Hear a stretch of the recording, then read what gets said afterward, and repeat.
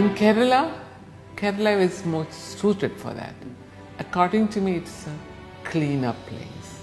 It is more systematic. People are little more systematic. I would say we have been comfortable doing business in Kerala.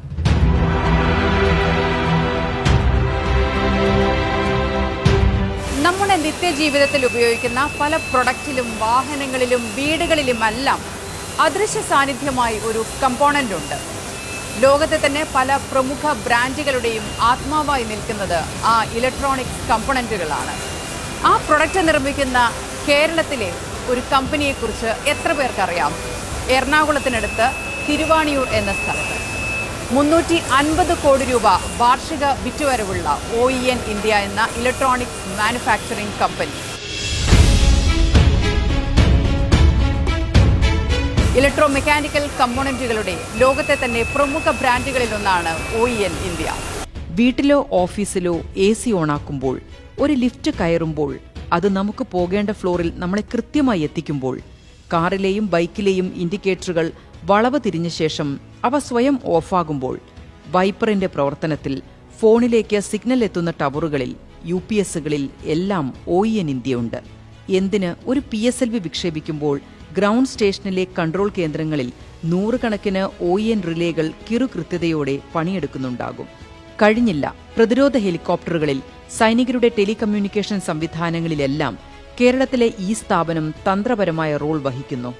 അതെ, കേരളത്തിൽ നിന്നും ലോകോത്തര നിലവാരത്തിൽ electro mechanical component നിർമ്മിക്കുന്ന OEN India. ലോകോത്തര ബ്രാൻഡുകൾ കാലങ്ങളായി ഉപയോഗിക്കുന്ന കേരളത്തിന്റെ electronic component. Most of Europe has been covered, Australia to some extent, and to a limited area in US. Because two things.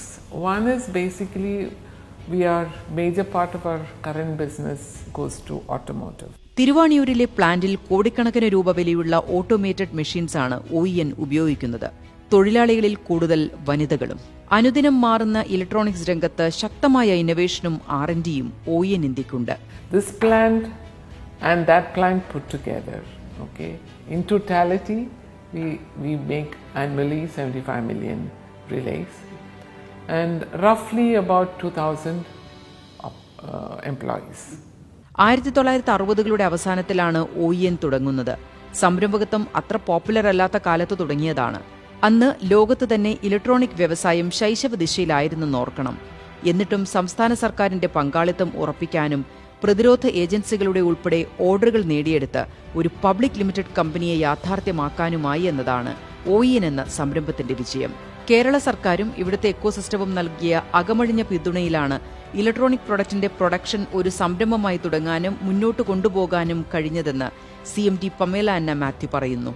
ഇന്ന് 2000ഓളം സ്കിൽഡായ തൊഴിലാളികൾക്ക് അന്തസ്സുള്ള വരുമാനം ഉറപ്പാക്കുന്ന കേരളത്തിന്റെ സ്വന്തം ഇലക്ട്രോണിക് ബ്രാൻഡായി OEN മാറിയിരിക്കുന്നു. As far as OEN is concerned, we have been very lucky. From day one, Kerala State Industrial Corporation has invested in the company, 25% equity, and their representative has been on the board of the directors even now. At no point of time we ever had any situation where we had a confrontation with the government. I wouldn't say initially it was all quicker than it is now, but certainly we had KSRDC support. I would say we have been comfortable doing business in Kerala. കേവലം 23 വയസ്സിലാണ് Pamela അന്ന മാത്യു സംരംഭത്തിന്റെ അമരത്തേക്ക് വരുന്നത്. അതും എക്കണോമിക്സിലും business അഡ്മിനിസ്ട്രേഷനിലും കൃത്യമായ academic ബാക്ക്ഗ്രൗണ്ടോടെ. 50 വർഷത്തോളമായി ഈ വനിതാ സംരംഭക കേരളത്തിലിരുന്ന് ഒരു സംരംഭത്തെ നയിക്കുന്നു. ആ ബിസിനസിനെ കോടികൾ മൂല്യമുള്ള കമ്പനിയായി മാറ്റിയിരിക്കുന്നു. കേരളത്തിന് പുറമെ പൂനെയിലും ബംഗളൂരും നിർമ്മാണ യൂണിറ്റുകളുണ്ട്. മകൾ രൂപ ജോർജ് OEN ഇന്ത്യയുടെ ഓപ്പറേഷൻസ് വിഭാഗം ഹെഡ് ചെയ്യുന്നു. We are around 330 crores current year, and we always believe that we need to make profits. Business is to make profit, and those who are doing business with us also has to make profit. That is our general policy. Our target is to make a 15% profit, net profit. ഇന്ത്യയിൽ automotive മേഖലയിൽ relay സിസ്റ്റത്തിൽ പകരം വയ്ക്കാനില്ലാത്ത ബ്രാൻഡായി OEN position ചെയ്തത് ഈ നാടൊരുക്കിയ പിന്തുണയിലും സംരംഭകന്റെ ആത്മാർപ്പണത്തിലുമാണ്. Keralites have a much bigger take than elsewhere. Generally, productivity is better.